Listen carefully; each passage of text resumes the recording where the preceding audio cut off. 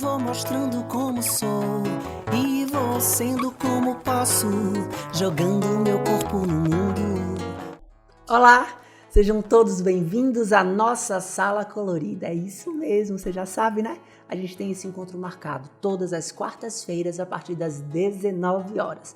Aí eu já vou te pedir um favor. Você que tá aí assistindo a gente, já ativa a notificação, se inscreve no canal, comenta, compartilha, divulga. É importante a sua participação para que o nosso projeto cresça e mais pessoas conheçam um pouco mais dessa história, de histórias que já passaram, de histórias que virão. É isso, a gente conta com o apoio e a participação de vocês.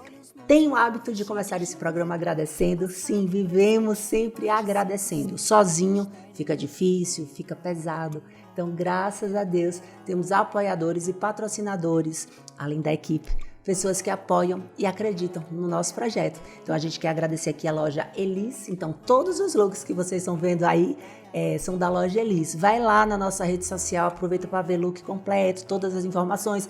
A gente aproveita e dá umas dicasinhas de tendências, de moda. Claro que a consultora aqui não vai deixar vocês passarem aperto. Agradecer também a Cheirinho Bom, que fornece esse café maravilhoso. Convidado aqui passa bem, a equipe passa bem, tem coffee break, Cheirinho Bom vai além do café, tem cappuccino, tem chá gelado, é um cardápio daqueles. Assim como a Copenhague. Imagine um projeto desse com apoio da Copenhague.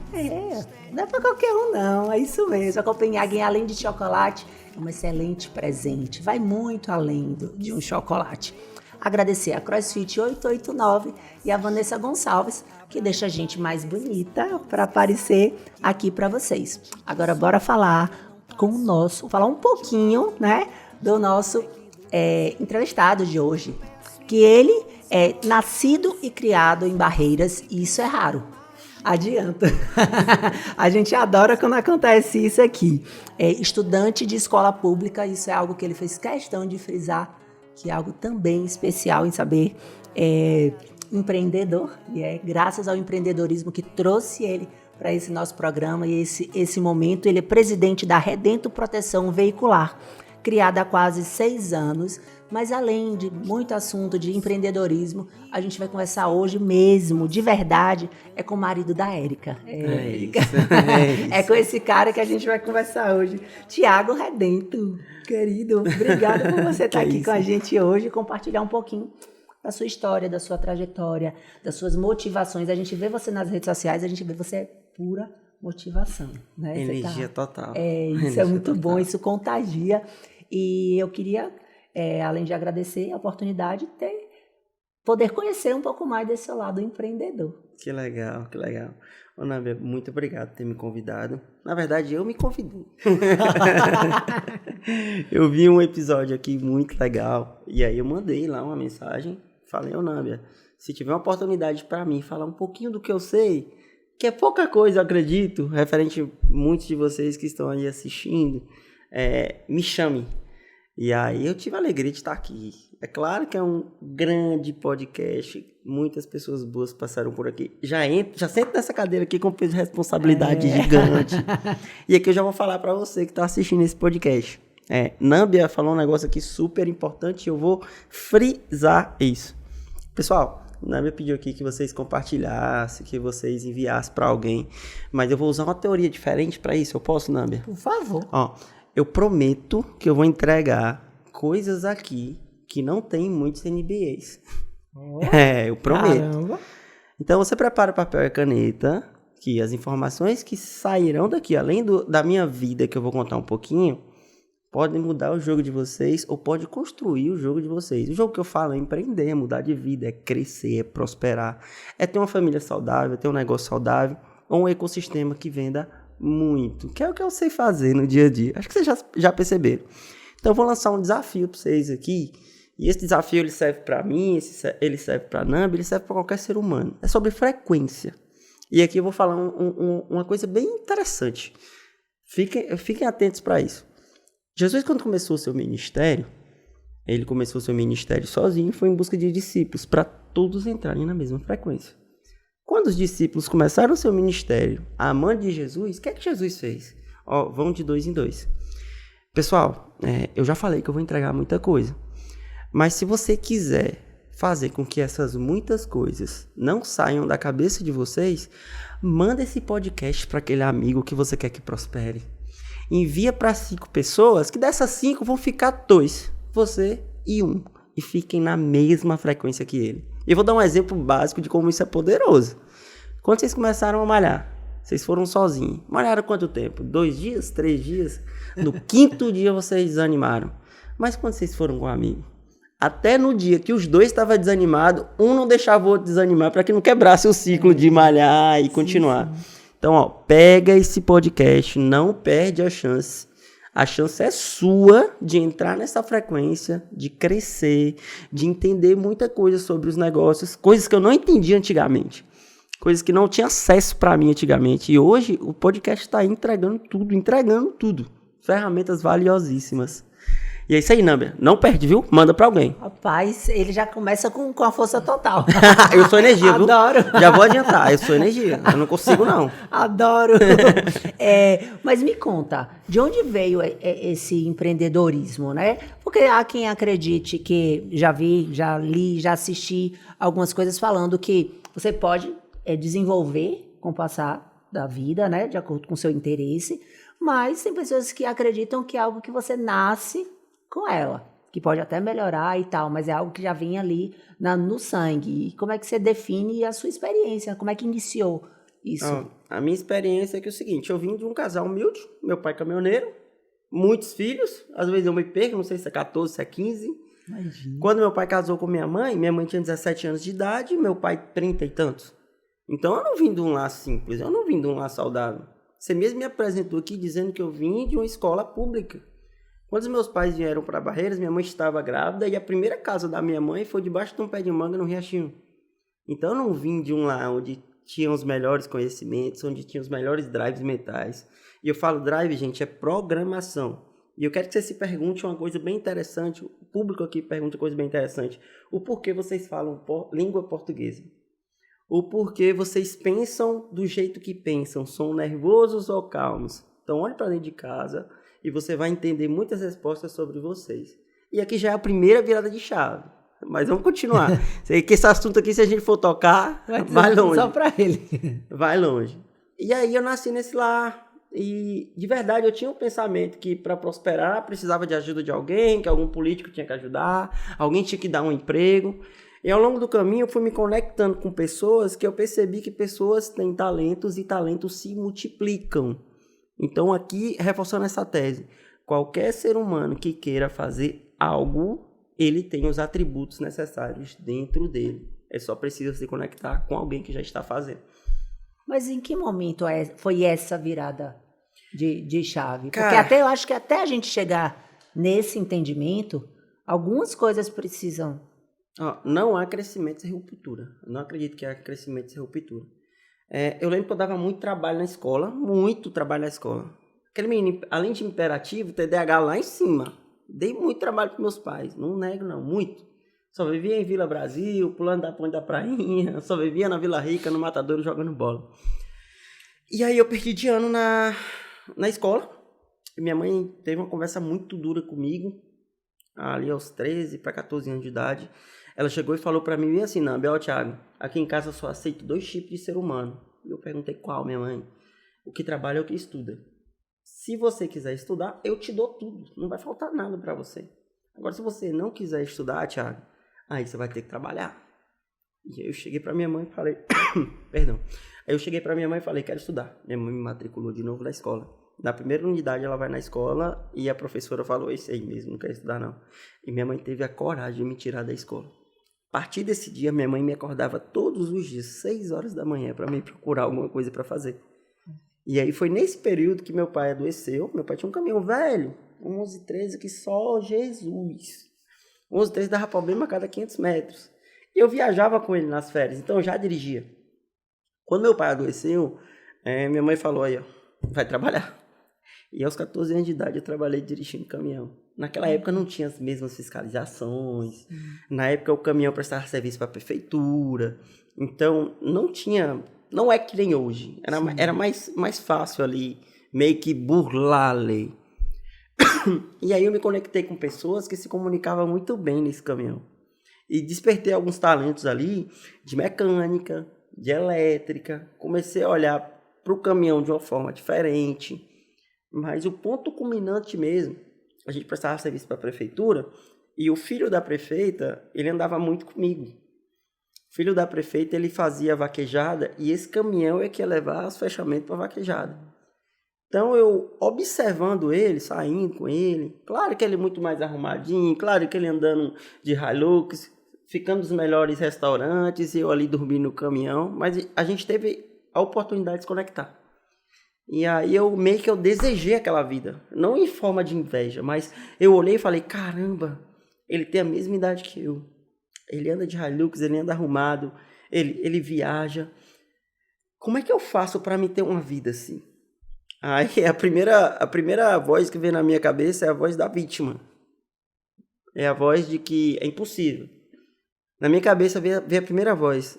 Seu pai não é prefeito e nem sua mãe é deputada. Sem chance pra você.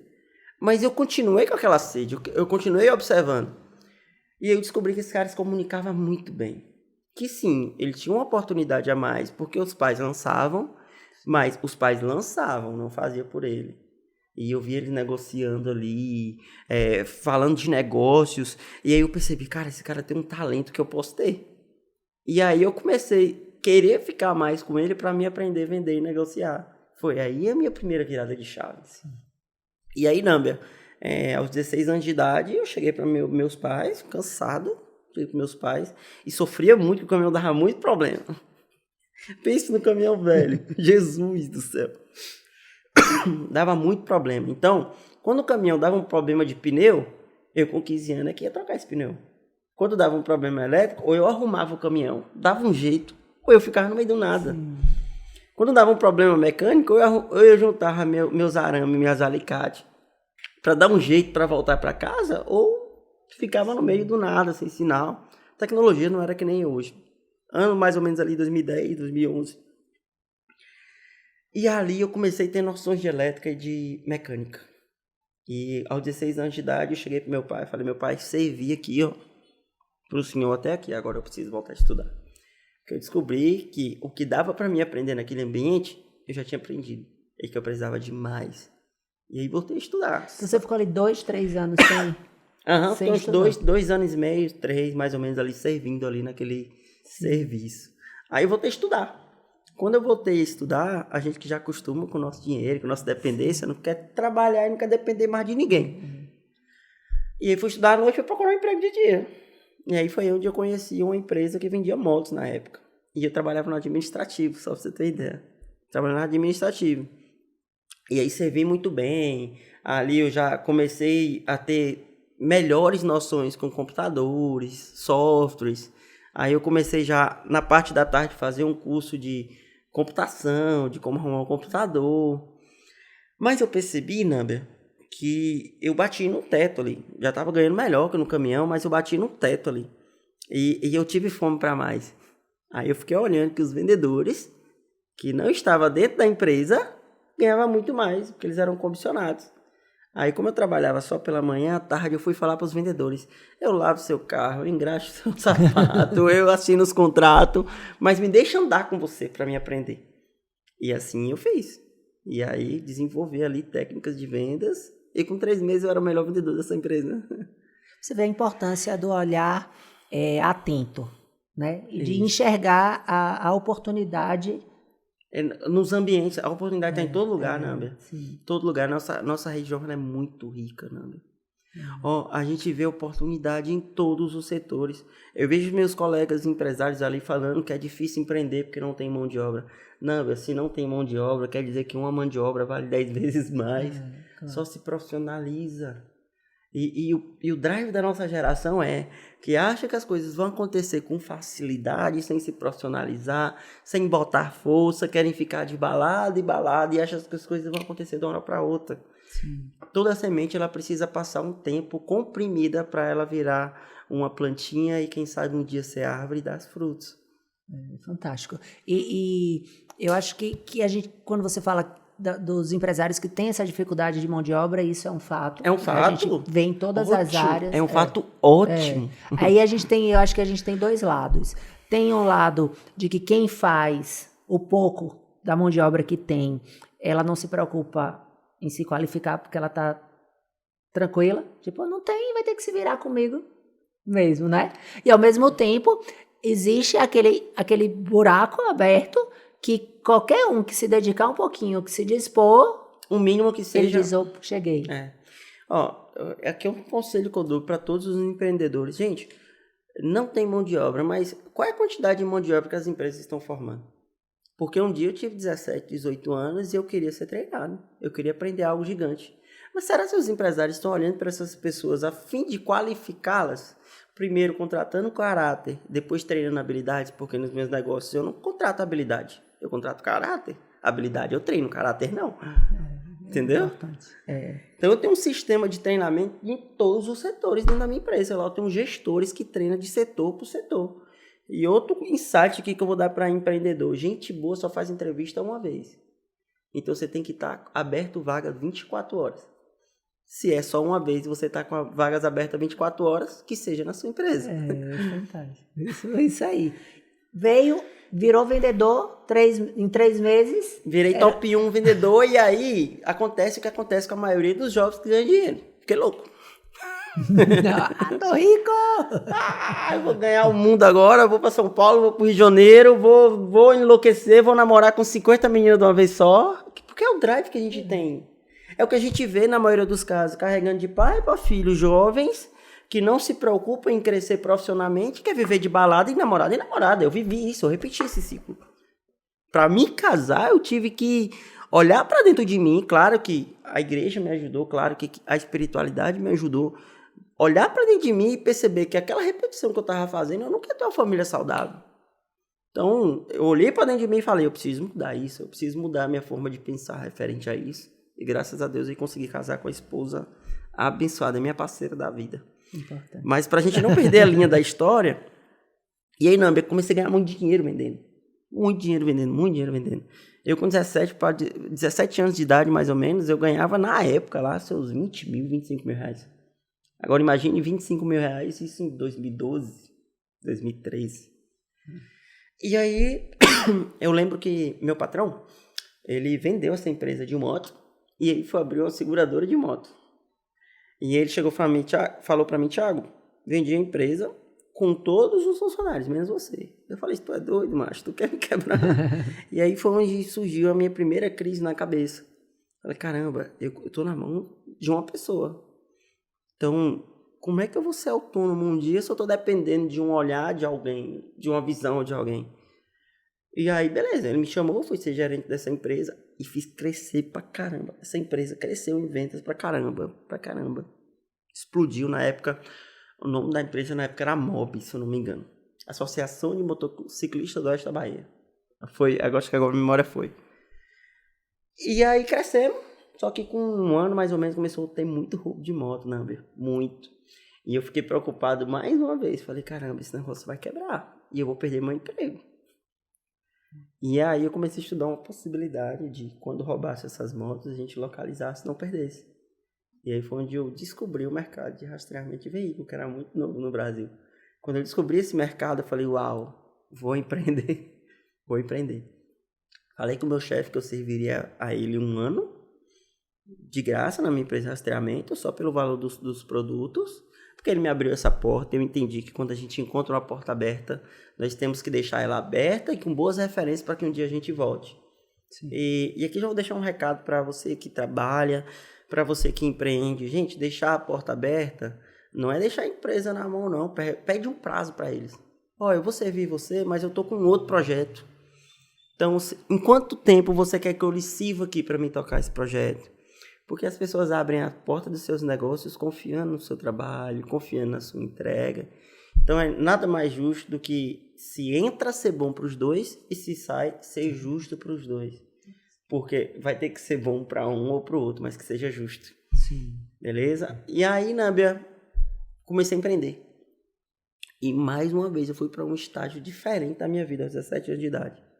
Mas foi um estágio diferente. Se eu ganhava muito dinheiro, Aí eu não sabia mais contar quanto eu ganhava.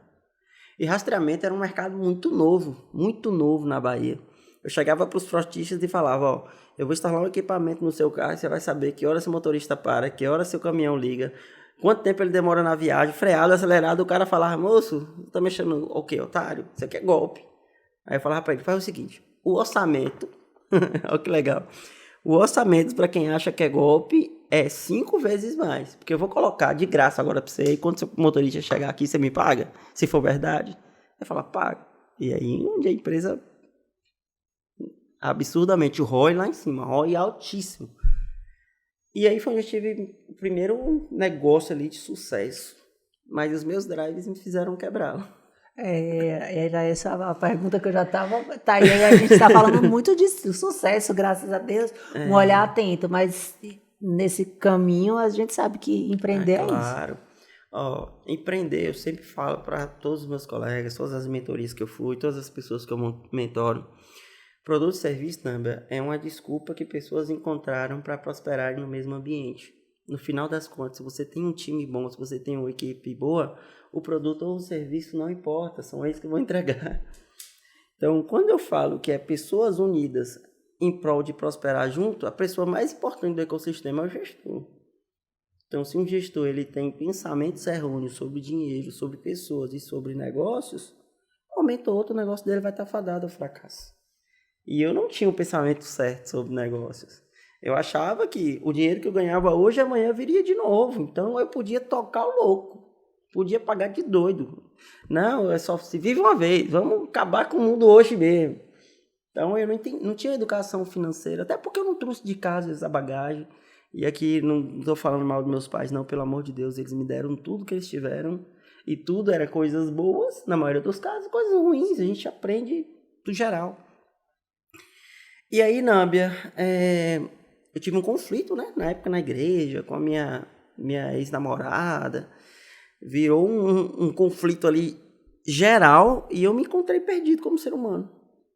Mesmo tendo dinheiro, mesmo tendo tudo, eu olhei para dentro de mim e falei, poxa, qual é a graça disso? Tinha perdido meu relacionamento na época, divisão na família, divisão na igreja, e eu fiquei um período ali em recesso dentro do quarto. E larguei os negócios tudo, meio que depressivo mesmo. Depressivo mesmo. E aqui já vou voltar para o cristianismo, que é o que eu vivo, né? Foram ali que Deus me deu as minhas maiores promessas, sabe? E Deus falava comigo claramente, eu precisei te parar para te entregar o que eu tenho que te entregar. Eu precisei te frear para que você vivesse as coisas que eu tenho para você, que é muito mais do que você imagina.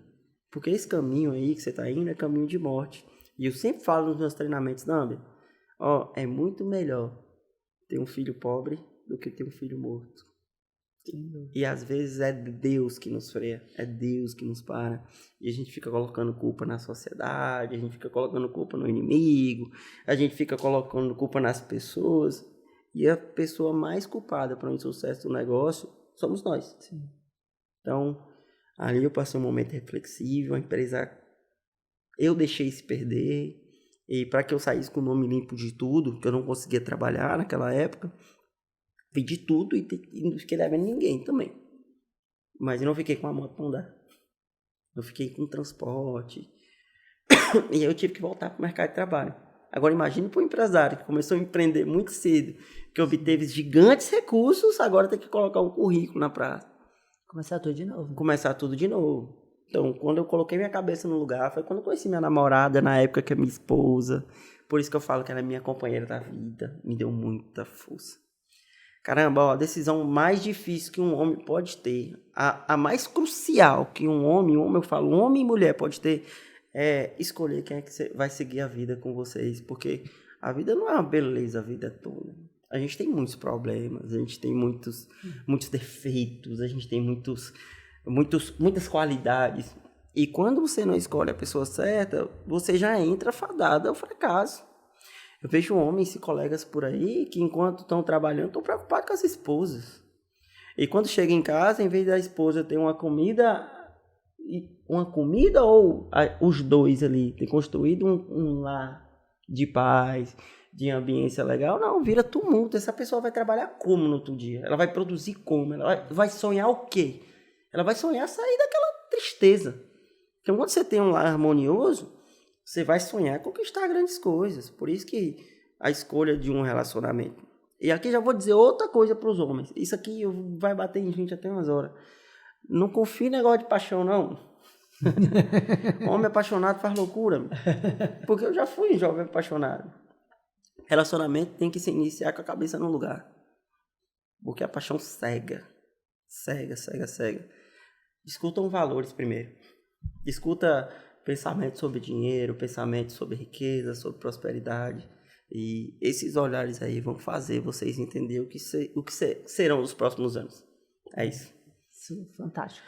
Eu acredito muito nessa escolha dessa parceria, né? Da importância disso, principalmente quando é um casal que pretende, que eu acho que é o desejo normal, né, pelo menos da grande maioria, de constituir uma família. Se eu disser para você que não é o desejo da grande maioria constituir uma família, eles começam a namorar e não sabem que namoro é preparação para um casamento. Eles acham que vai acabar amanhã. Aí escolhe qualquer coisa. Aí não conversa. Mas eu acho que no momento em que eles escolhem ser um casal, sim, né, que aí de firmar, eu acho que isso é uma percepção minha. Eu tenho a impressão de que hoje as pessoas se relacionam e se acabar tá tudo bem. Sim. Né? Não entram de fato num relacionamento para fazer dar certo. Para fazer, não. Para ir para o próximo nível. Olha o que eu estou me comprometendo. Eu já falo assim, até mesmo quando casados, marido e mulher. Sim. Né? Nem é só essa fase do namoro. Eles casam, mas talvez, não sei se perdeu um pouco, as pessoas são mais intolerantes e têm uma mentalidade um pouco voltada em ser feliz. Tem um conceito em ser feliz, então ela quer uma satisfação imediata. Então, qualquer coisa que me tire daquilo, que em algum momento pare de me dar esse prazer e essa sensação de alegria, logo eu descarto e tá tudo bem. Então, eu me caso com alguém, é ótimo, é maravilhoso. À medida que a gente começa a enfrentar qualquer problema ou privações, aquilo já começa a ser desinteressante e eu tenho que parar com aquilo e abrir para um agora próximo. A gente não casa. Eu concordo contigo, mas assim, a verdadeira essência do casamento não é casar para ser feliz, é casar para fazer o outro feliz. Concordo. Então, se tiver os dois nesse mesmo pensamento, o casamento não terá só momentos de felicidade, mas terá muitos. Sim. Porque o casamento é mais uma responsabilidade que faz com que os homens cresçam tanto quanto as mulheres. Sim. Então, o crescimento, ele é doloroso. Por exemplo, minha esposa é uma pessoa totalmente diferente de mim, mas é muito diferente. Eu sempre fui comunicativo, sempre fui muito da galera, ela quietinha, no canto dela. Ali nunca foi de ter muitos relacionamentos. Só que é o seguinte, uma pessoa extremamente quieta, a outra pessoa extremamente da galera. Juntou nós dois e arrumamos um bocado de conflito até encontrarmos um equilíbrio. Hoje ela se comunica muito bem e hoje eu sou muito bem centrado nos meus relacionamentos. E casamento é a junção de duas pessoas que vão fazer 1, ou 2, ou 3, que são a próxima geração, ou 5, que seja. Sim. Então, a gente não casa para ser feliz, casa para fazer o outro feliz. E essa é a essência do casamento. Eu parto desse... Eu lembro que no início do meu relacionamento, ainda jovens, né, que eu já tenho aí, são quase 20 anos de eu chego lá, de relacionamento. Eu tenho 7. E eu sou uma garota, então com 20 anos eu comecei a namorar muito nova. E aí hoje existe uma maturidade, uma história, tudo, né? Mas no início de todo relacionamento ainda são dois jovens, né? E aí eu lembro que na época meu namorado, né? Hoje meu marido, falava assim, eu reclamei de alguma coisa, ele falou assim, você tá reclamando porque eu sou um cara bacana, eu sou assim, bom é fulano de tal que mente e tal, eu nunca fiz isso pra você, eu sou um cara que trará. Aí eu lembro muito disso, aí eu cheguei pra ele e falei assim, deixa eu te contar uma coisa. Você não tá aqui na nossa relação, ninguém faz favor a ninguém. Você é bacana, você não mente, é por isso que você é o meu namorado e eu sou a sua namorada. Porque se você mentisse, fizesse isso, aí você era o namorado daquela outra pessoa. Então você não faz isso porque eu sou bacana pra você também e eu não minto e eu também te... Então assim, a gente se respeita. É justo. É mútuo. Então, você não faz favor pra mim, nem eu pra você. Então, se você quer manter, você continue assim. Você tá no caminho certo. Exatamente. Agora, se você não quer, você já sabe qual é a... né? Exatamente. Porque a gente tem que fazer pelo outro. Então, assim, eu acho que é por isso que, graças a Deus, Deus abençoa mesmo e faz com que conflitos Tem. Normal. Divergências tem, porque são culturas diferentes, são criações diferentes, são, né, como você falou, olha, eu e minha esposa, cada um é muito diferente, e aí eu acho que é isso. Mas quando você entende, o que é de melhor que eu posso aprender com ele, né? É isso. E aí o que é de ruim que eu não quero, ou que eu posso contribuir, e aí a gente filtra isso. É fácil, é simples assim? Não, conflito. Mas quando até você as horas. tem esse entendimento, eu acho que já facilita a caminhada. Exatamente. Conflito tem umas horas. E são os conflitos que fazem a gente crescer. Então, ó, para vocês que estão aí assistindo esse podcast, não fujam de conflito nenhum. Você só precisa de 1 segundo de decisão para tomar a atitude que pode mudar a vida de vocês. Seja abrir um negócio, seja casar, seja prosperar, seja fazer uma faculdade. Tudo que você vai decidir traz consigo um conflito. Eu creio. Tiago, e quando veio, você falou desse momento de crise, né? Que aí você precisou começar tudo e voltar a distribuir currículo. Você precisou, de fato, voltar a ser funcionário para, em outro momento, virar empreendedor? Sim. Eu trabalhei ali, na época, no PDST, que era um projeto do governo, junto com a Caixa Econômica Federal, que entregava essas casas da Caixa. Então, eu entreguei Arboreto 2, São Francisco, juntamente com a doutora Silvana. Sou fã de Silvana Nogueira. Sim, Ave Maria. Cara, sou fã, tenho um respeito demais. Sabe por que eu tenho respeito? Porque foi ali a minha primeira participação na política, diretamente ali, de eu entender que o que era uma prefeitura e o que era ali uma obra público-privada. E eu vi Silvana cuidando de todos os patrimônios da prefeitura como se fosse dela. O carro, a TV que comprava. E vi muitos usam, não, ninguém vai saber isso depois. E ela, não. Eu não consigo lidar com esse tipo de coisa. Tô aqui, tombada da prefeitura, tô entregando o meu cargo com todos os direitos e com todos os materiais que a prefeitura adquiriu e eu não aceito uma vírgula disso. Então, eu enxerguei ali uma possibilidade de alguém que entra para a política preservando princípios. E eu ainda tenho na minha cabeça que existe essa possibilidade porque eu vi de perto. Que bom. Né? Porque é algo que a gente é complicado. Acaba desacreditando. É complicado, né? Complicado. Sim. E aí, trabalhei um período lá. E aí, nesse período, servi com tudo que eu tinha, o máximo que eu podia servir, e decidi voltar a empreender. E aí foi onde eu recomecei a minha empresa de rastreamento. E é por isso que eu prego direto. Todos os meus negócios eu comecei sem dinheiro, Nâmbia. Sério, minha primeira empresa de rastreamento, eu comprei 2 rastreadores, que na época era R$80 cada um. Desses 2 eu vendi os 2, comprei 4 eu comprei 8. Quando pesquei, não, eu tinha mais de 17 mil equipamentos rodando por esse país. No meu segundo negócio, eu não tinha nem o dinheiro de comprar esse equipamento. Eu fui nas oficinas, que retirava equipamento velho de caminhões, e esse pessoal me deu essas carcaças, eu fui tentando revivi 4, e desses 4 ali, em 1 ano e meio, 2 anos, eu tinha já uma gigante empresa de rastreamento feito de volta. E hoje é com essa empresa que você trabalha? Na verdade, essa empresa existe até hoje. Eu tenho várias empresas. Uma das. É por isso que eu falo, quando a gente aprende a empreender de forma profissional, aquilo para de ser um fardo, que vira uma alegria. A gente cria os filhos para os filhos serem autônomos, as empresas também. A gente é empresário, não empresidiário. E a criação da Redento, né? Como é que ela surgiu ali? Assim, ó. Eu empreendendo já em rastreamento, já tinha me casado com minha esposa, rastreamento me trouxe ali muitas oportunidades. Eu descobri que o nosso equipamento era 100% de localização em caso de roubo. E aí eu descobri que esse era o gargalo de toda a seguradora e de toda a associação. Nesse meio período eu fui prestar serviço para uma associação do Goiás, que começou muito bem, atendia muito bem os associados, crescia pra caramba. Só que no meio do caminho, essa associação parou de atender bem. Parou de entregar o sinistro, não respondia ninguém. E aí eu fui até a sede dessa organização, falar com o presidente.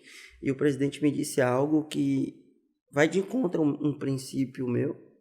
E eu saí de lá decidindo que eu mais nunca ia trabalhar na associação. Cheguei até o presidente, falei, presidente, nós já temos aí uma instituição muito grande na Bahia, cujo eu sou responsável regional pela Bahia.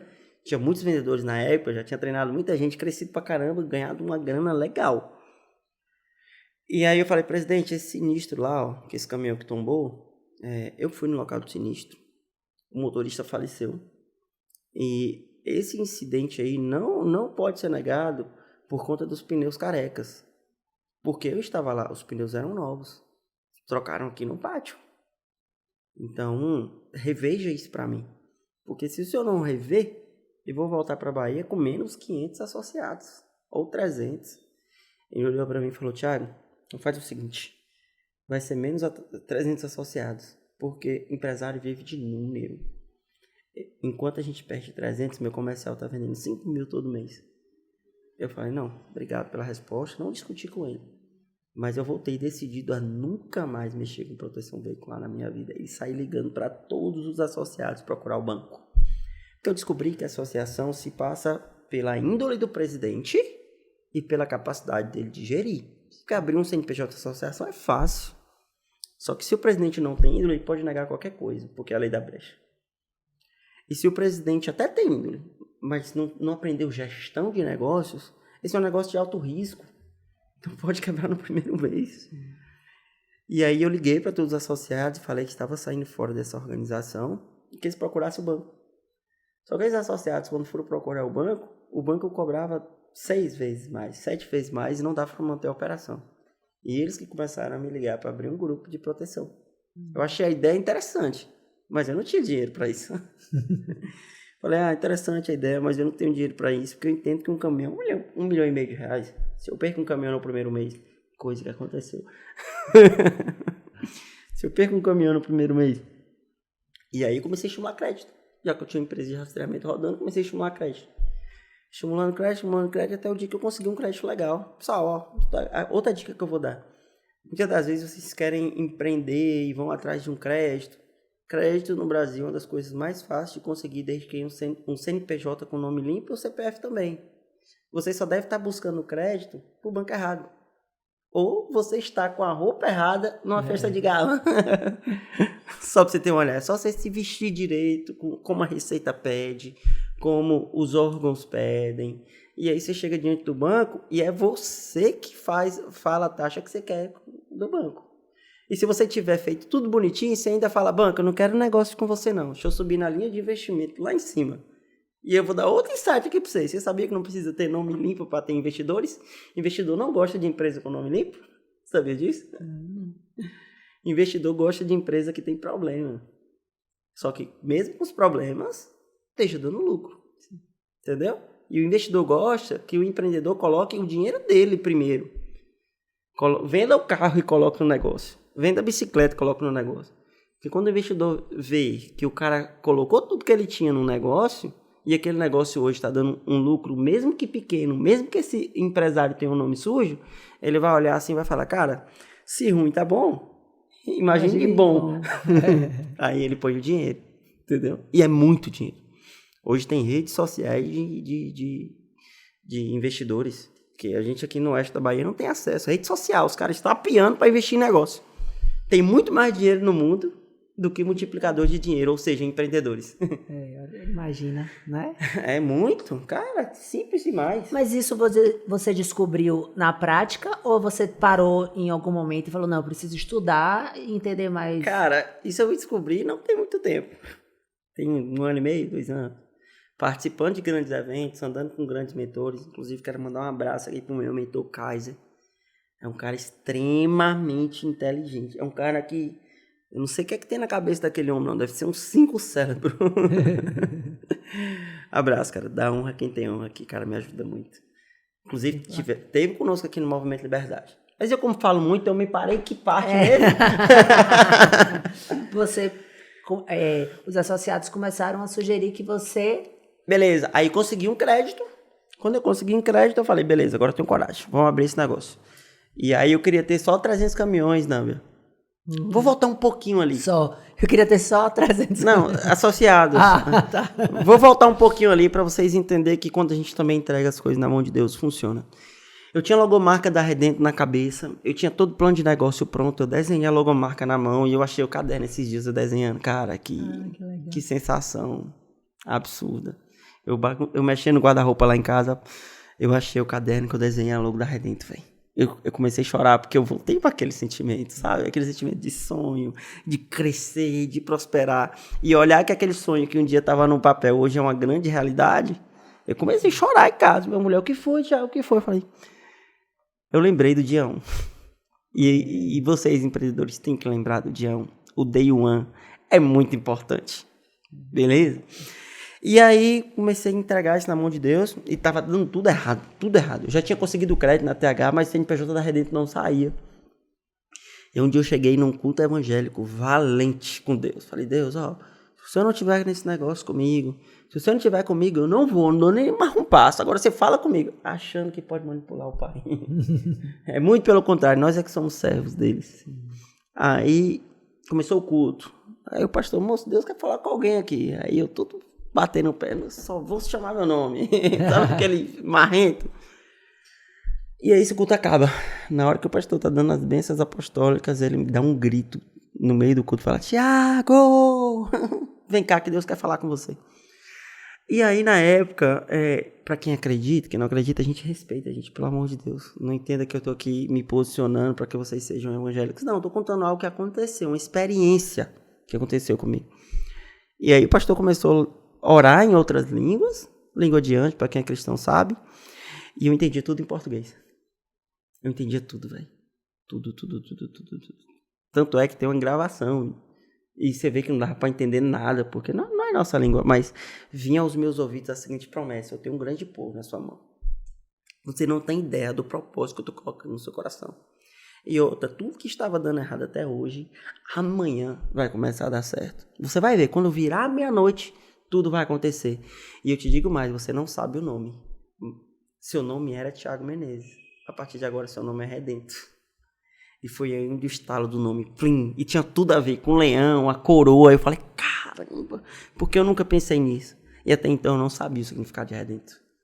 E Redento significa aquele que tem o poder de libertar propriedades e pessoas. É por isso que Cristo é Redentor.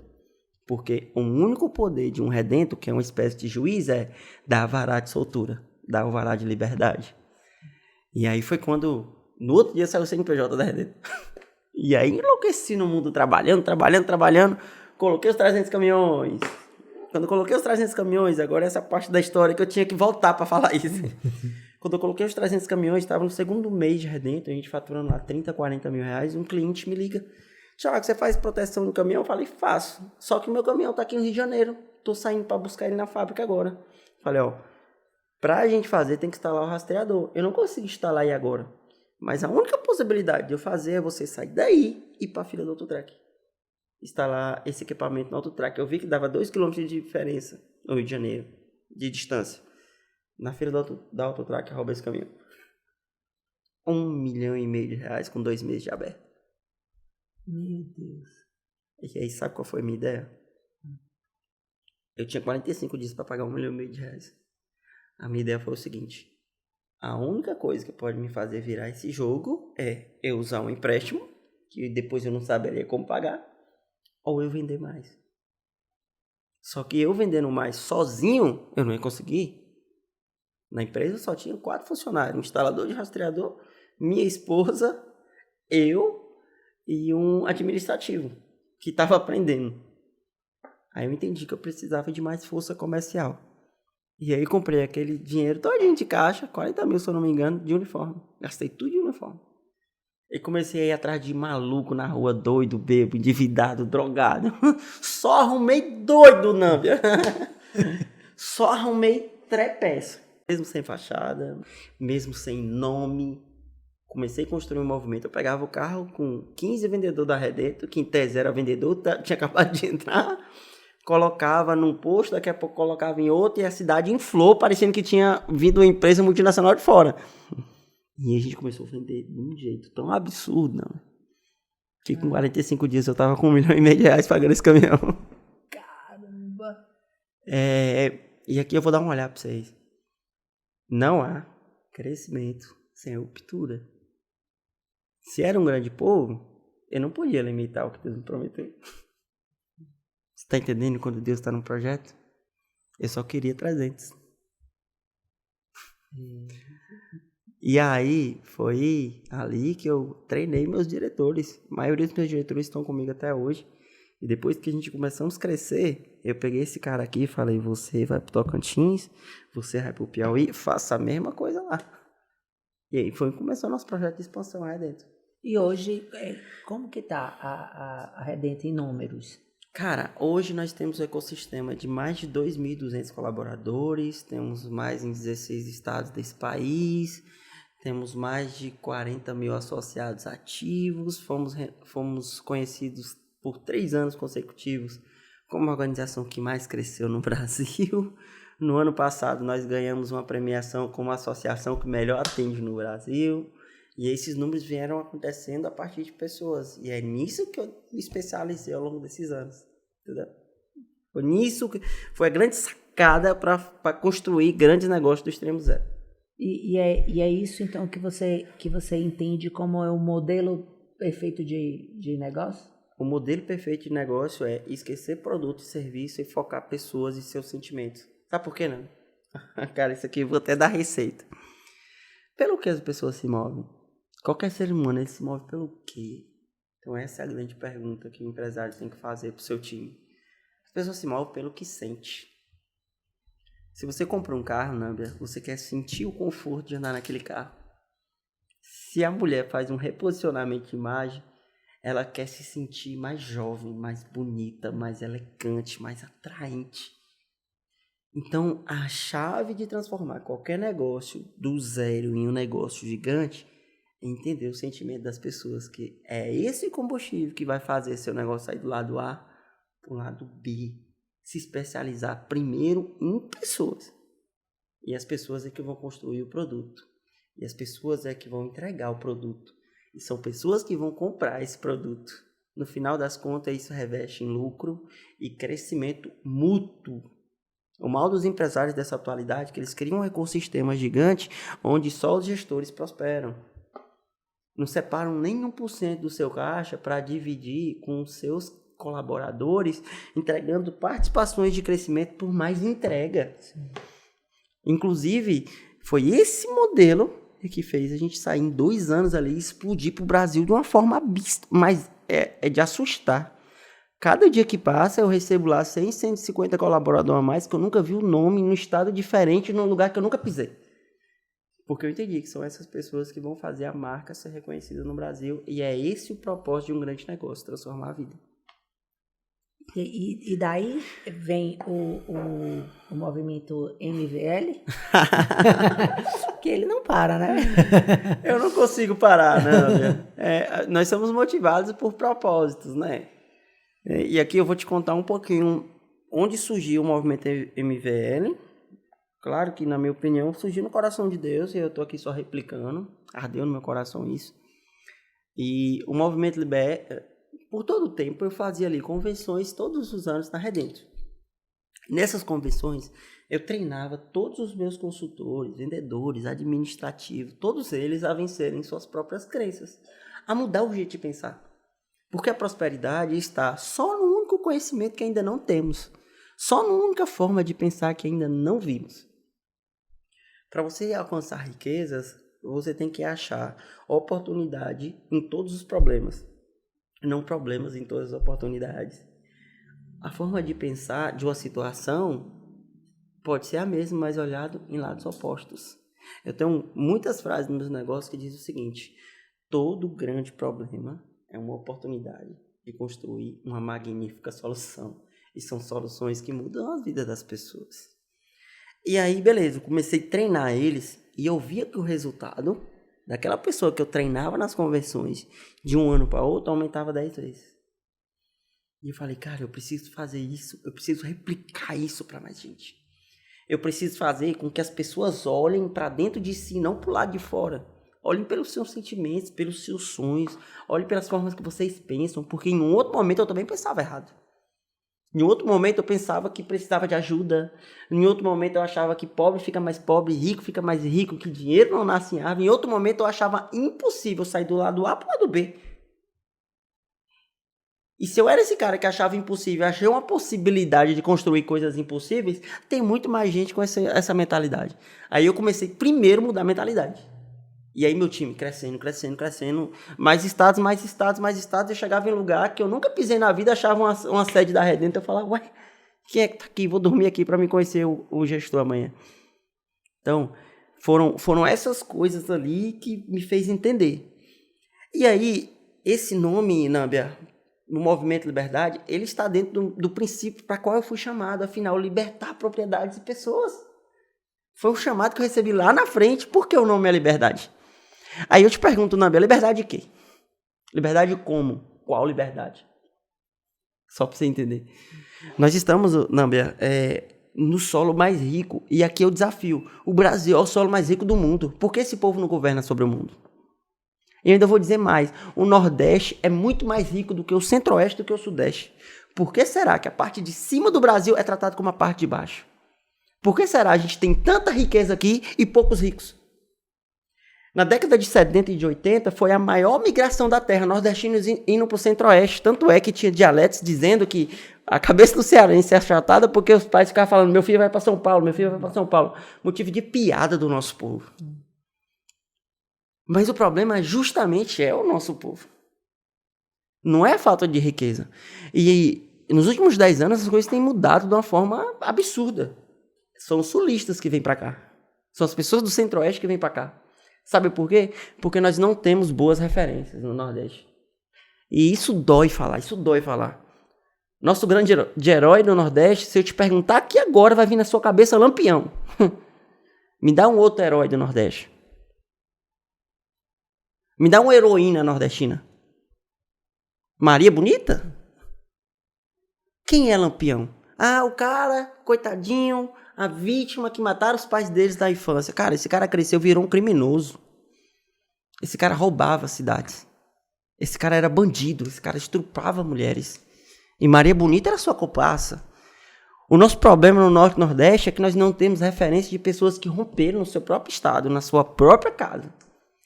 Eu não tenho nada contra as pessoas que fazem piada, que são humoristas. Eu não tenho nada contra os pagodeiros.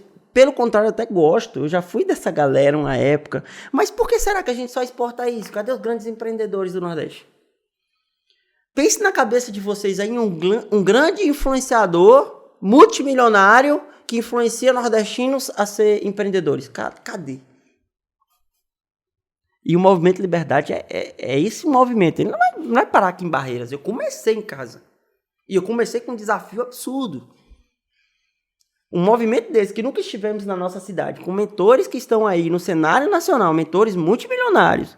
Só pra você ter uma ideia, o Kaiser treinou o grupo Xerimbom. Xerimbom hoje está em Barreiras, mas tem 1000 franquias no Brasil.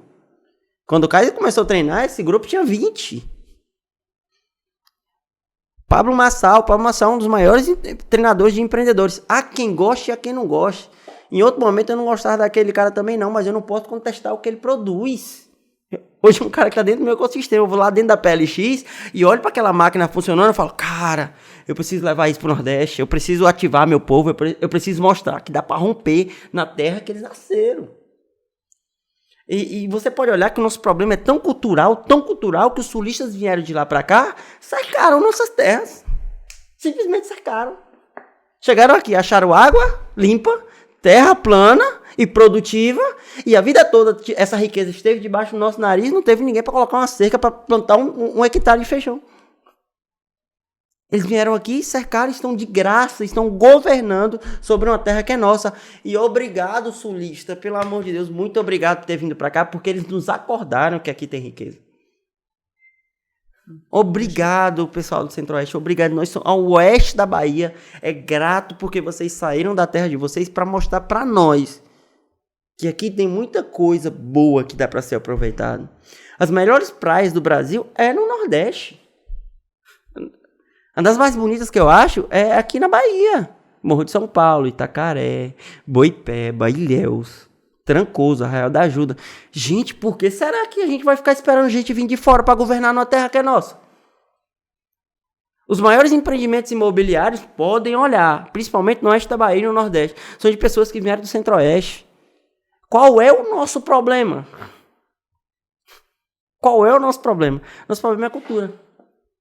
Porque eu entendo que, concordo total quando você disse que todas essas riquezas e precisou vir alguém mostrar, né? Porque, de fato, nós estávamos e estamos aqui todo o tempo, né? Não foi uma coisa que fomos tirados.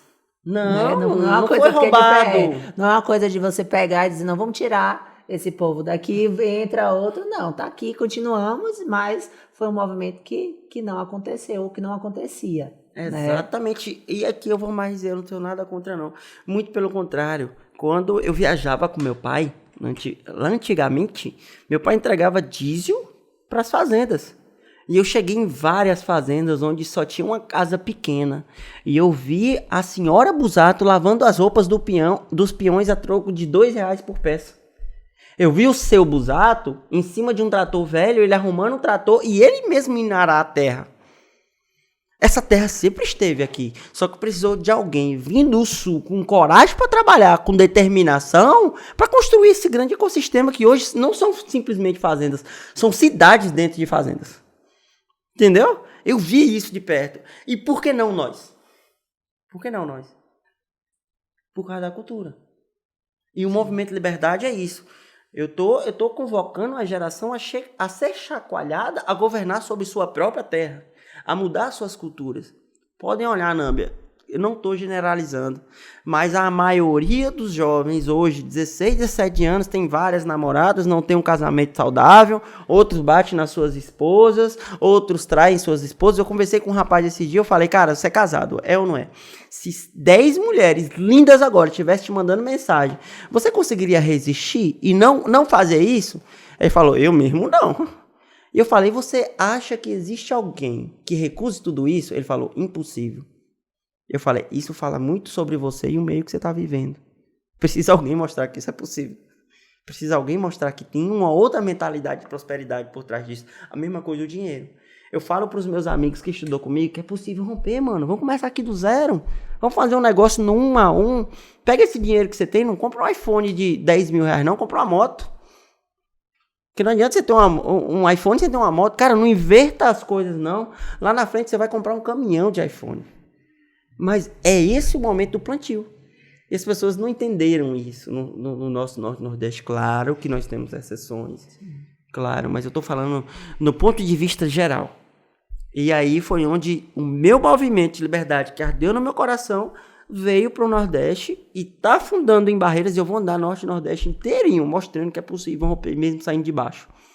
E é sobre essa mentalidade que eu descobri lá dentro do meu negócio que eu quero levar para o lado de fora agora. Quero levar para a sociedade agora. E nós colhemos frutos disso. Não, foi muito lindo, velho. Esse evento que aconteceu no dia 15. Foi muito lindo. Foi o primeiro evento do Movimento Liberdade. Isso. Foi muito lindo. Não, foi lindo. As pessoas olhando para dentro de si, chorando e percebendo que quebraram o ciclo. Estão quebrando esse ciclo. Olharam para dentro de si, estavam observando que estavam a vida toda fazendo repetições. Repetições, ora, prósperas, porque a gente aprendeu muita coisa próspera. O nordestino é um povo de garra. O nordestino é um povo de fé. O nordestino é um povo honesto. Só que o nordestino ainda tem a ideia de que precisa de ajuda. Nós não precisamos de ajuda. Nós precisamos nós mesmos se ajudar. Então, quando entramos para dentro daquele ecossistema, pessoas prósperas, num ambiente só, compactando da mesma energia, da mesma frequência, todas elas quebrando suas crenças, cara, as pessoas choravam, gritavam dentro desse movimento de liberdade. Empresas surgindo, negócios acontecendo lá dentro, que você não tem ideia. Mas é que não você entende. Eu saí de lá extasiado e realizado sobre o que aconteceu no dia 15 de junho. 750 empreendedores num lugar. E eu vinha de estatística. Essa estatística que quando eu vi eu chorei. É uma estatística seguinte do Sebrae em parceria com pesquisas brasileiras. De que existem 50 milhões de brasileiros que não empreenderam ou não começaram os seus negócios por medo. Agora, para pensar. 50 milhões de famílias que deviam estar prosperando nesse momento. Quantos milhares ou milhões de funcionários que estariam trabalhando nessas empresas? Quantas faculdades seriam pagas desses filhos de empreendedores? Quantos carros seriam comprados? Quantos restaurantes seriam abertos?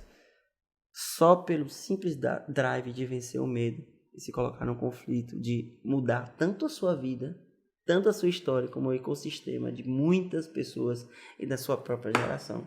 Medo é um drive que o nordestino ainda carrega consigo, na sua maioria dos casos. É uma questão cultural, né? Quando a gente vai quebrar algo que foi de uma vida inteira, né? E aí temos muitas, aí a gente levantaria várias, raciais, Sim. né? Próprio das mulheres. Necessidade de aceitação. Isso, e aí carrega-se muito, e essa questão da regionalidade também é algo que a gente sente, né? Um preconceito que foi carregado durante muitos anos e que eu acho que a informação, as redes sociais, né? Tá todo mundo hoje interligado de fato. De fato interligado. E tudo isso consegue facilitar esse tipo de informação, esse tipo de entrega, esse tipo de movimento, esse tipo de encontro, né? Exatamente. Porque é onde você trouxe pessoas, né, de outros lugares para estar. Agora, eu também percebo que a gente tem vivido algo por conta das redes sociais, de muitas pessoas vendendo algo que, de fato, elas não vivem. Acontece demais. Né? Que elas estão ali levantando bandeiras ou trazendo discussões ou vendendo uma vida que não existe. Que não é existe. real. A gente, esses dias eu estava em conversa com os amigos, a gente estava falando sobre isso. Assim, o fato da gente morar no interior, a gente tem acesso daquela pessoa lá da tela e sabe da vida real. E aí depois, não, mas não é assim. Aquilo ali que posta com o filho, com o marido, não é assim. Tá falando isso, mas tá devendo não sei quanto, não sei aonde. E aí a gente tem acesso. Isso acontece demais. Então, quando a gente fala de alguém lá de fora, que a gente não tem esse acesso, às vezes a gente fica criando, idolatrando ou querendo viver coisas de pessoas que a gente nem sabe, na real, o que é, né? Ô, Nâmbia, eu penso igual você, massa por esse pensamento, mas quando eu fui convidar essas pessoas do Movimento de Verdade, eu tive o cuidado de convidar pessoas que ensinam o que vivem. Importante. Por exemplo, Kaizen. Kaizen é um cara que já é multimilionário. Kaizen é um cara que tem ecossistema de afiliados de mais de 50 mil pessoas. É um cara que aprendeu o algoritmo da internet na sua essência, de como potencializar negócios online. E o Uchi Tamashiro para falar sobre comunicação. Afinal, o cara é apresentador de televisão desde os seus 8 anos. O cara foi treinado por Silvio Santos, por Celso Portiolli, por Ratinho. O cara todo final de semana tá num programa de TV diferente. Então, quando eu chamei essas pessoas, claro que são pessoas do meu convívio, que tá ali pertinho de mim, que eu sei da vida, que eu sei dos testemunhos, mas pessoas que vão ensinar aquilo que vivem. Porque toda teoria parece fácil, mas não é simples. E aqui eu vou dizer outro negócio importante, gente. Prosperar é muito simples hoje, só não é fácil. Com o mínimo método aqui, Nâmbia, eu posso escrever um método agora de 5 minutos que vai fazer uma pessoa sair do extremo zero e prosperar seus primeiros 10 mil e ganhar seus primeiros 10 mil reais em um mês. Vai ser simples o processo, mas não vai ser fácil. Entendeu? E o mal da nossa geração que atrás de facilidade, não de simplicidade. Começou a dar trabalho. Vamos atrás de outro. Se o vídeo tiver mais de 1 minuto, eu já não, né? A pessoa já disse, eu já não assisto. Cada dia que passa, vem as gerações, e eu me preocupo muito, inclusive, com essas novas gerações. Porque eu vejo em casa, os meus filhos, que uma briga, a gente fala de briga, aquela preocupação diária de a vida não é simples assim. Você não vai passar de nível como você passa no jogo. Você não pode reiniciar, não. Vou lá, reinicio, começo tudo de novo. Ou essa impaciência de passou, não gosto desse, muda. A vida a gente não troca. Exatamente. Assim, aprender a ouvir, não. As pessoas não sabem mais ouvir. Não, né? Elas não estão preparadas para isso. São decepções que são criadas num tamanho, numa dimensão que você fala... Como assim? Um trem simples desse. Né? Então, a gente tenta em casa dizer, é isso mesmo, você vai ouvir não muitas vezes, faz parte. Aí, meu filho, mas eu queria. Eu falei, filho, deixa eu te contar uma coisa. Mamãe queria tanta coisa. Você não tem ideia agora, inclusive, nesse momento. Sabe o que eu queria? Queria estar fazendo isso. E você acha mesmo que eu queria ter que ir no supermercado fazer tal coisa? Aí trago para ele. né? Exatamente. É assim, não queria estar fazendo tal coisa. Você agora me pediu para fazer um misto, vamos supor. Você acha mesmo que eu queria? Não, eu queria ficar aqui assistindo, deitada. Tranquilo. Até se você quisesse trazer um misto para mim, eu ia gostar. Ele olha assim, falei, mas eu não faço só o que eu quero. Primeiro porque eu te amo. Exatamente. E o amor faz serviço é servir. consigo. Então eu vou te servir porque eu amo você. Segundo, porque eu sei da responsabilidade que eu tenho com você. E aí eu vou trazendo para ele pontos para levar a que ele consciência entenda, sobre a vida. né? Então, mas eu não quero. Não existe. Algumas coisas a gente faz porque quer. Outras coisas não. A gente faz porque tem que ser feito e acabou. Mas, infelizmente, e eu não sei como vai ser. Eu tento fazer a minha parte, né? Mas eu me preocupo muito com quem são os ídolos deles hoje. Porque a gente vê e são ídolos de youtuber não sei quem, fulano, beltrano. E que às vezes a gente precisa, olha, deixa eu te contar, esse cara que você tá vendo, meu marido fala muito, esse cara que você tá vendo, que fala como uma criança, ele não é uma criança. Ele é casado, ele tem filhos, ele tem uma vida, ele sabe? Ele, dá um choque nele. E aí ele para, não é assim, a vida é diferente disso. E assim como a gente vê com crianças, a gente vê muitos adultos. Ligados em fulano, beltrano, que tem um método tal, que vai fazer não sei o quê, que você vai construir tal coisa, que vai ter não sei quantos milhões. Aí eles falam assim, tá, mas quantos milhões ele tem? E o que é que ele tem? Então tem que ser... Não, mas ele... Eu falei...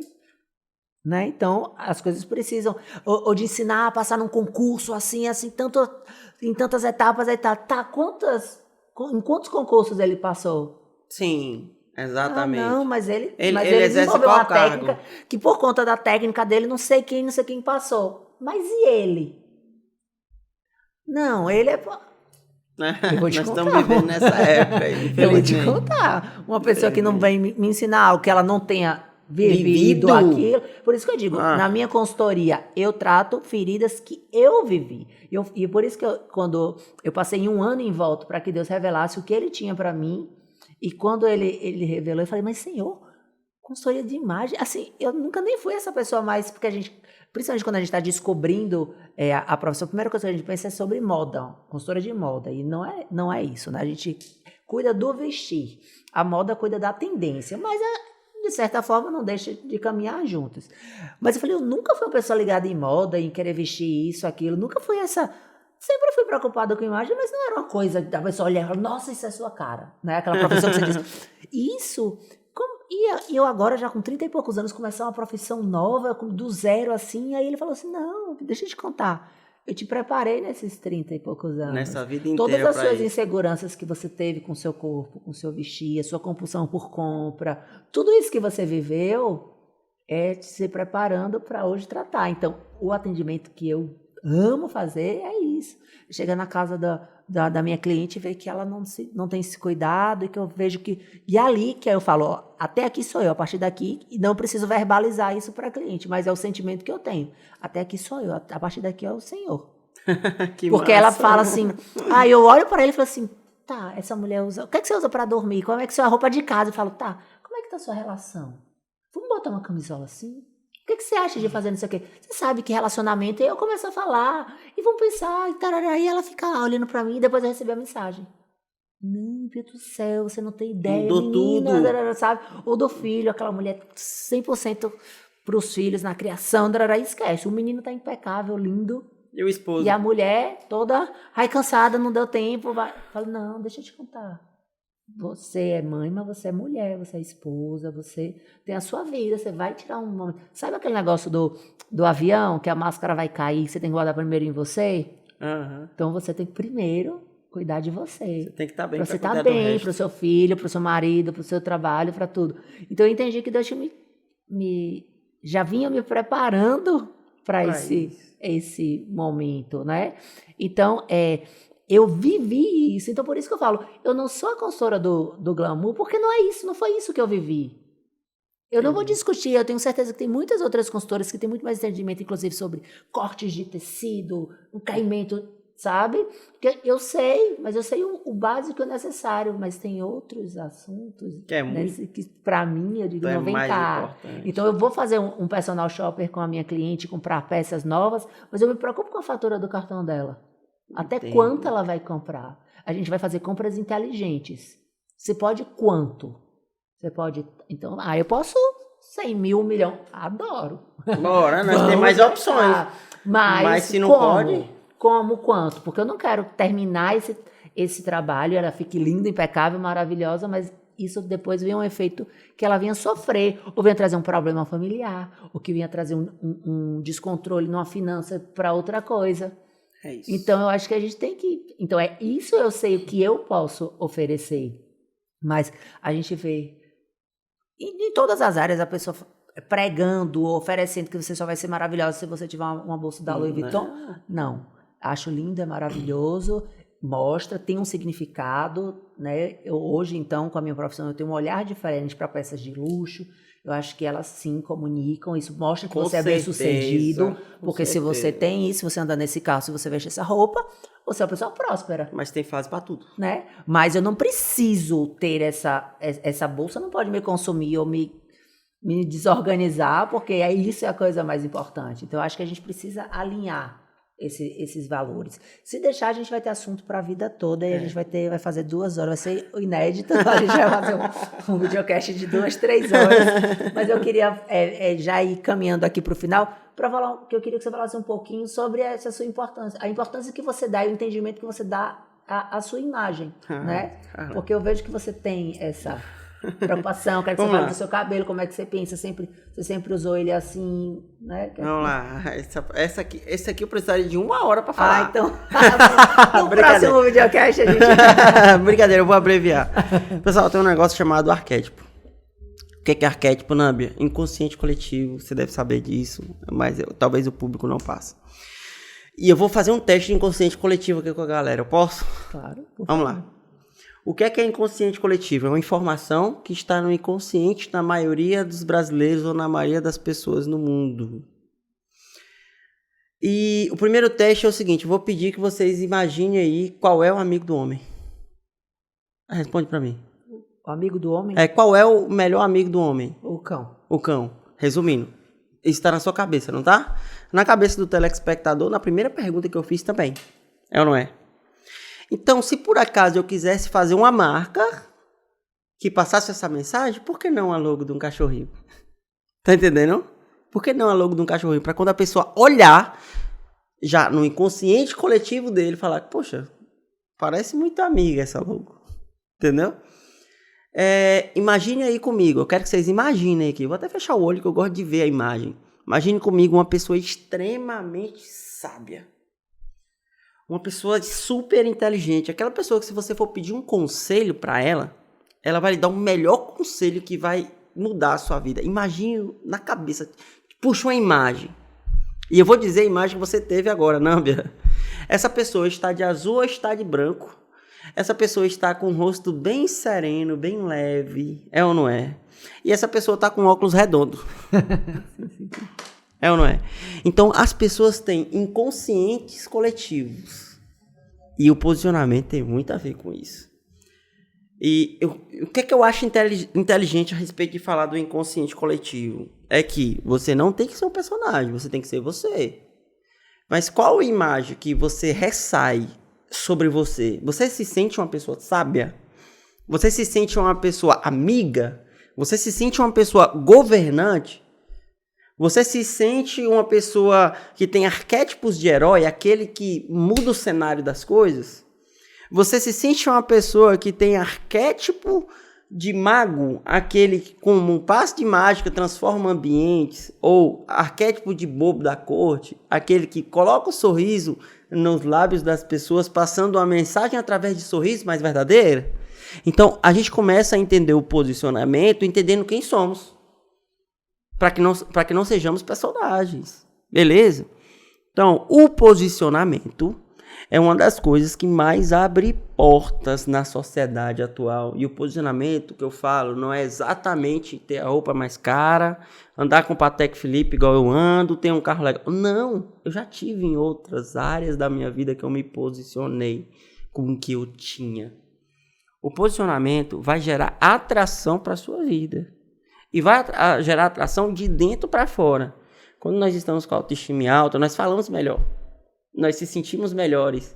Ou seja, o nosso inconsciente, a nossa mente vai trabalhar de uma forma com que as pessoas percebam no nosso olhar, no nosso rosto, a verdade sobre aquilo que falamos, que pregamos, que ensinamos.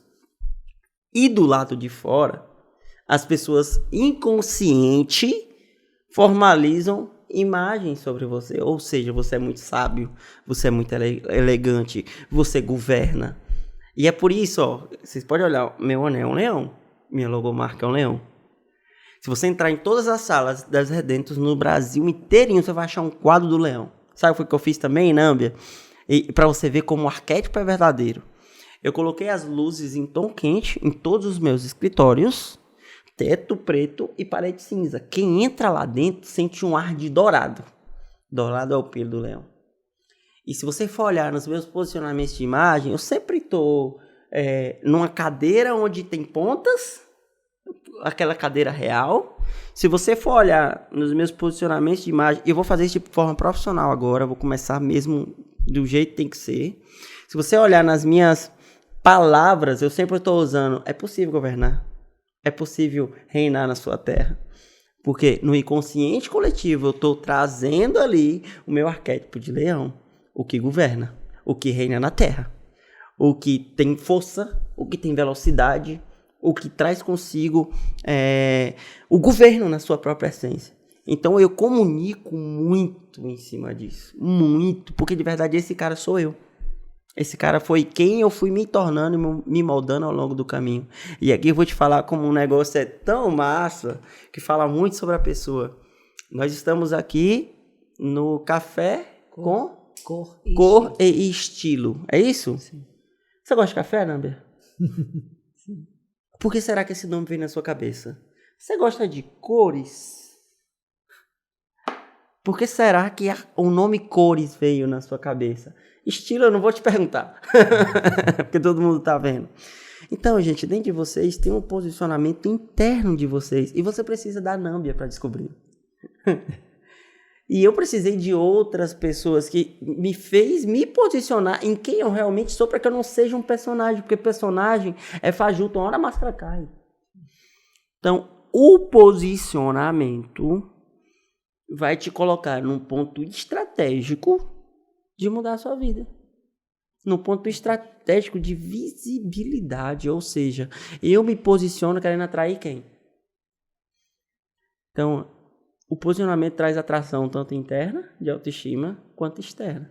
E isso é extremamente importante para um negócio, para uma pessoa. Eu acho que é isso. A gente quando tem esse entendimento em relação da imagem, do poder que a imagem tem, né?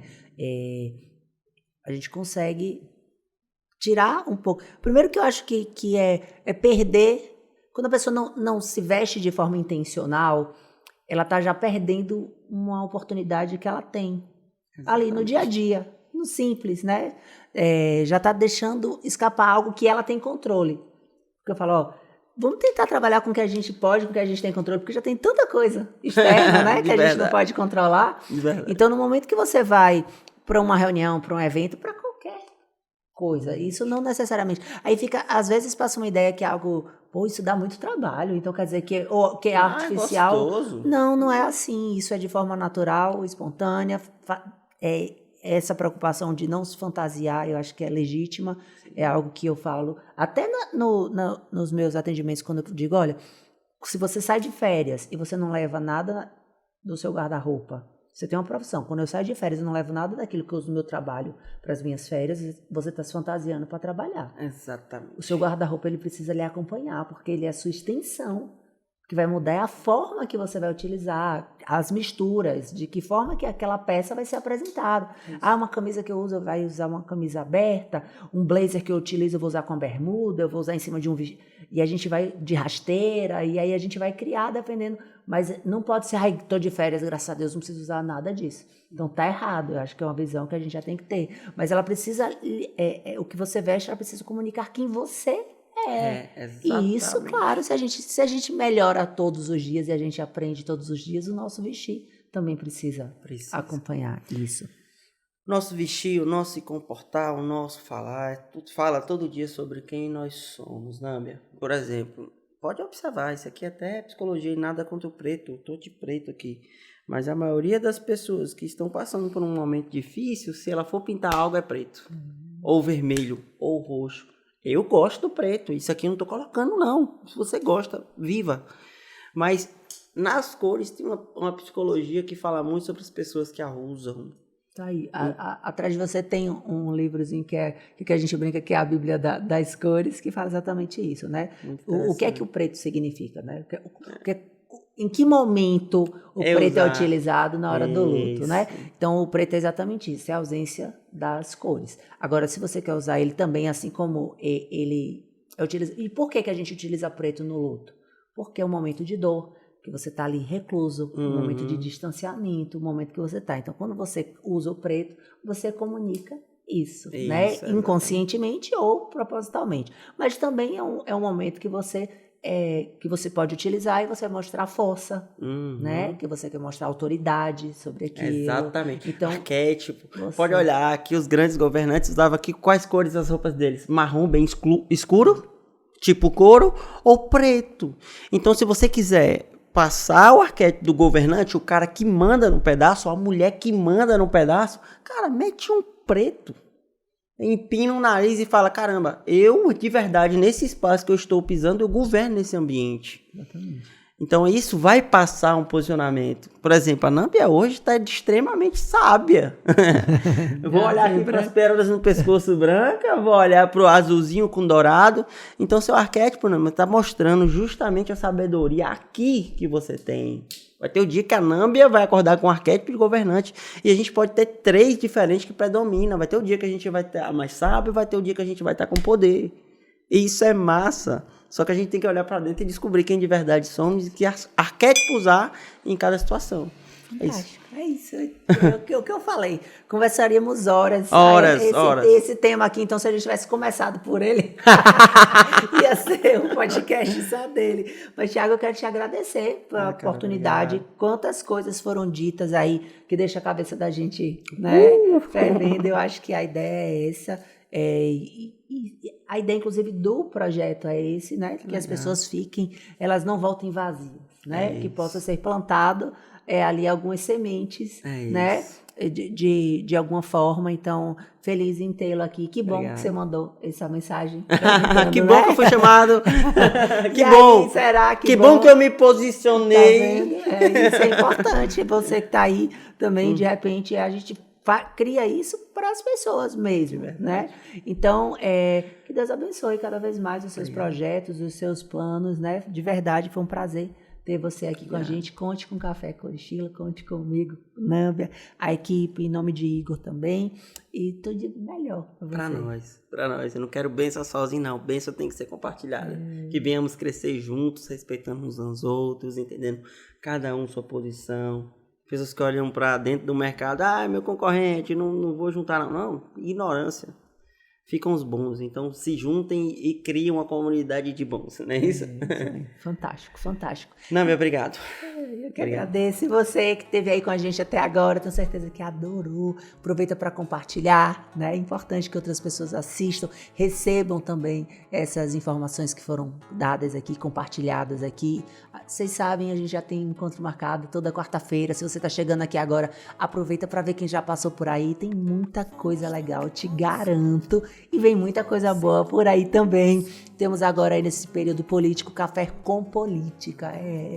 Um programa aí, um espaço criado para os candidatos poderem falar da história, da vida deles, totalmente apartidário. Então a gente entendeu só que esse é um momento, sim, político, existe.